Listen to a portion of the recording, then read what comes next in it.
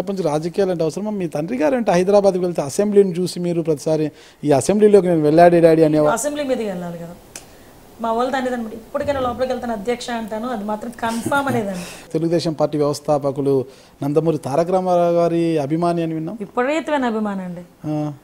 ఆయన చనిపోయినప్పుడు కూడా మీరు ఏదో కొద్దిగా నవ్వితే మీ చెంప చెల్లు అనిపించారని కూడా చెప్తుంటారు. ఫస్ట్ టైం మా నాన్నగారు కొట్టింది ఆ రోజే. ఈ బుక్ ఇలా పైకి ఇలా గాల్లోకి ఎగురేస్తూ నాన్న ఎన్టీఆర్ డాడీ ఎన్టీఆర్ చచ్చిపోయాడు అంటాను. విధానం ఏమంటారు అంటే ఏం లేదు సార్, ఇప్పుడు వాళ్ళ తండ్రి చనిపోయిన తర్వాత కేవలం సీఎం పదవి ఇవ్వలేదన్న ఒకే ఒక కారణంతో పుట్టుకొచ్చిన పార్టీ వైఎస్ఆర్సీపీ పార్టీ తప్ప.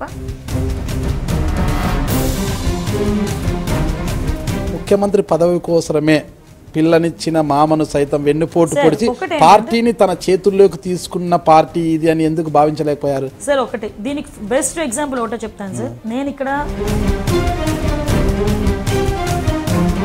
నేను ఈగో సాటిస్ఫై చేసుకోవడానికి అప్పట్లో 20 మంది ఎమ్మెల్యేలు నీ వైపు తిప్పుకొని రాజీనామా చేయించి మళ్ళీ బై ఎలక్షన్స్కి వెళ్ళావు. వైఎస్ రాజశేఖర రెడ్డి గారు చనిపోయి అక్కడ శవం ఉంటుండగా ఇక్కడ కూర్చొని సంతకాల సేకరణ చేసి కన్న కొడుకు పక్కన కూర్చొని ఏడవాల్సింది పోయి సంతకాలంటే సేకరిస్తాడా? మీరు డెవలప్ అయ్యారు తప్పితే నియోజకవర్గ అభివృద్ధి డెవలప్ కాలేదు. ఇంకో విషయం మీకు చెప్తున్నాను, డెవలప్మెంట్ అంటే అనిత స్టైల్లో డెవలప్మెంట్ అంటే నేను హ్యాపీ ఫీల్ అయ్యేదాన్నేమో. స్టైల్లో కాదంటే బరువులు ఉండి వాడు ఏమన్నా తిండి పెడుతున్నాడంటే. నేను ఎలక్షన్ ముందు 70 కిలోలు ఉండేదానంటే ఎలక్షన్ తర్వాత 100 కిలోలు ఉన్నానంటే వాడేదో వచ్చి వాడి తిండేదో నాకు అక్క చెల్లెలు తిండి పెడుతున్నట్టు వాడు మాట్లాడుతున్నాడు. ఏం చేశారు మేడం 300 కోట్లు? ఒక 56 కోట్లు ఒక వాటర్ ప్రాజెక్ట్. పోయిన ఎలక్షన్స్ లో బాగానే ఖర్చు పెట్టింటారు కదా? నేనా మొత్తం పార్టీ చేస్తాను. మొత్తం పార్టీ మేడం? పార్టీ ఎంత ఇచ్చారు? 2 కోట్లు ఇచ్చింటారు.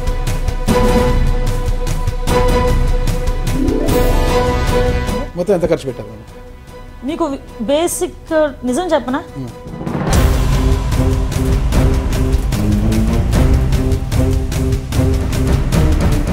అసలు రోజా గారు మిమ్మల్ని ఏదో విమర్శించారనేది మీరు ఆ రోజు సంఘటన వెంటనే రియాక్ట్ కాలేదు. మీరు 2 డేస్ తర్వాత రోజా గారు మాటల మీద మీరు రియాక్ట్ అయ్యారు. ఏడుపు వస్తుంది, బాగా ఏడుపు వస్తుంది. ఎందుకంటే నేను అటువంటి మాటలు నేను ఫస్ట్ టైం నేను పడ్డా. నేనేదో గ్లిజరిన్ పెట్టుకున్నానని నేను నటినా అండి, నా ప్రొఫెషన్ అదా. అంటే ఓవరాల్గా ఆవిడ సినీ ఫీల్డ్లో వాడే ప్రతి పదం కూడా నా మీద ఉపయోగించారు ఆ రోజు. ఓకే, రోజా గారు మిమ్మల్ని ఏమన్నారు? మీ అంశంతో రోజా గారిని ఏడాది పాటు సస్పెండ్ చేశారు. సారీ అసలు ఆ రోజు రోజా గారు ఏమన్నారు, అసలు జరిగిన సంఘటన ఏంటి అని ఇంతవరకు ఎవరికి తెలియదు. అసలు ఏం జరిగింది తెలుసు. ఒకసారి అనిత అనుకుంటున్నా, రోజా అనుకుంటున్నా. ఆ రోజు రోజా గారు ఏమన్నారు అన్నది మొత్తం నేను నంబర్ రికార్డ్స్ లోనే బయట పెట్టడం లేదు కదా. రికార్డ్స్ లో బయట పెట్టడం ఏంటి సార్? వాళ్ళు డిమాండ్ చేస్తున్నారు వైసీపీ వాళ్ళు కూడా ఇప్పటికీ ఆ రికార్డ్స్ బయట పెట్టండి. ఆ రోజు మేము ఏమన్నా బయట పెట్టండి. బుర్రని మాట్లాడుతున్నారు, బుర్రలేక మాట్లాడుతున్నారు అండి. నేను నిజంగా ఈరోజు స్ట్రైట్ క్వశ్చన్ మీ ద్వారా అడుగుతున్నాను.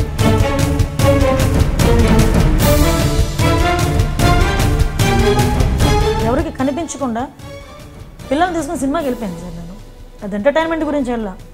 ఆ బాధ నేను పడ్డ బాధ నా పిల్లలకు తెలియకూడదు. ఏం సినిమాకి వెళ్ళారు మేడం?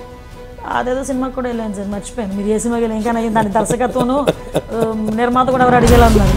వ్యక్తిగతంగా విమర్శించలేదంటారు. రోజా గారు బ్లూ ఫిలింలలో యాక్ట్ చేశారంటారు. ఆమె సీడీలు నా దగ్గర ఉన్నాయనేది కూడా చాలా సార్లు మీరు అన్నారు అనేది. ఎవరన్నారు? నిజంగా కనుక ఈ రోజు మీకు చెప్తున్నా, కెమెరా ముందు చెప్తున్నా,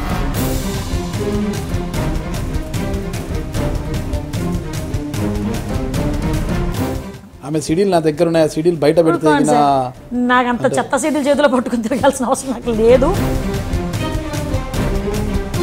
ఆమె ముచ్చట 3 నెలలు కూడా తీరక ముందే సస్పెండ్ చేసి బయటికి. ఊరు మంచిదే, నోరు మంచిదైతే ఊరు మంచిది అవుతుంది సార్. ఇటీవల పొలిటికల్ పంచ్ రవి కిరణ్ గారిపై కూడా అనవసరంగా ఒక SC/ST అట్రాసిటీ కేసు పెట్టారు. ఓకే, నేను ఎక్కువ క్వశ్చన్స్ కూడా మీకు అడగాను. ఒక 3 పాయింట్స్ చెప్తాను. నేను చేసింది కరెక్టా కాదా అన్నది మాత్రం మీరు చెప్పండి, నేను మీకు వదిలేస్తున్నాను.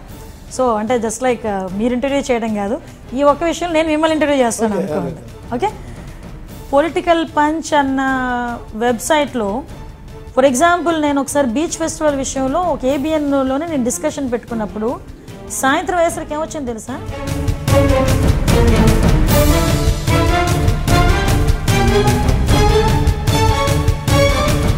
ఒక నిజంగా ఆర్థిక నేరగాలు వేరు, మావోయిస్టులు వేరు. అంతకన్నా ప్రమాదకరంగా ఈరోజు వీళ్ళు మారి ప్రపంచంలో జనాలను మభ్యపెడుతూ మాయ చేస్తూ ఉంటే నేను చూస్తూ కూర్చోవాలా?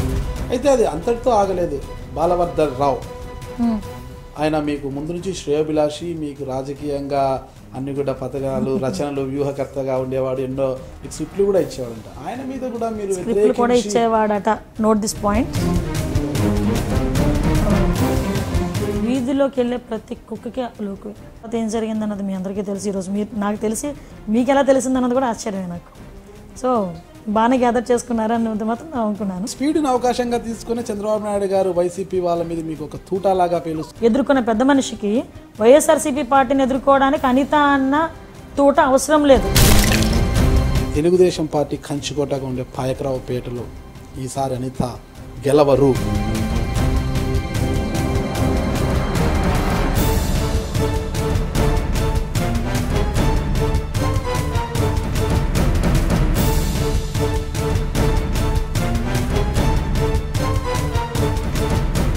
నేను మీ అనిత, పాయకరావుపేట ఎమ్మెల్యే. ఇంతవరకు ఐ డ్రీమ్ న్యూస్ వాళ్ళు ఈరోజు నాగరాజు గారు నన్ను ఇంటర్వ్యూ చేయడం జరిగింది. ఇంటర్వ్యూలో భాగంగా నా రాజకీయ నేపథ్యం గురించి కానీ, నా కుటుంబ నేపథ్యం గురించి కానీ, నేను ఉపాధ్యాయురాలుగా గత అనుభవాల గురించి కానీ అన్ని విషయాలు కూడా కూలంకషంగా చర్చించడం జరిగింది. ఈ ఇంటర్వ్యూ మీరందరూ చూస్తారని, చూసి మీ అభిప్రాయాలు త్వరలో నాకు తెలియజేస్తారని మనస్ఫూర్తిగా కోరుకుంటూ థ్యాంక్ యూ.